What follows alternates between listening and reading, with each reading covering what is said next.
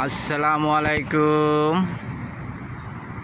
প্রিয় ভাই বন্ধুরা আমার, দেখেন এটা হলো মালয়েশিয়া, কিন্তু দৃশ্যটা আমাদের বাংলাদেশের মতো, খুবই চমৎকার, ভালো লাগার মতো একটি দৃশ্য।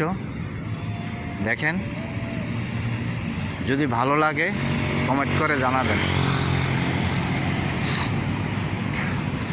তুমি মেহেরবান গো নবীজি, তুমি মেহেরবান,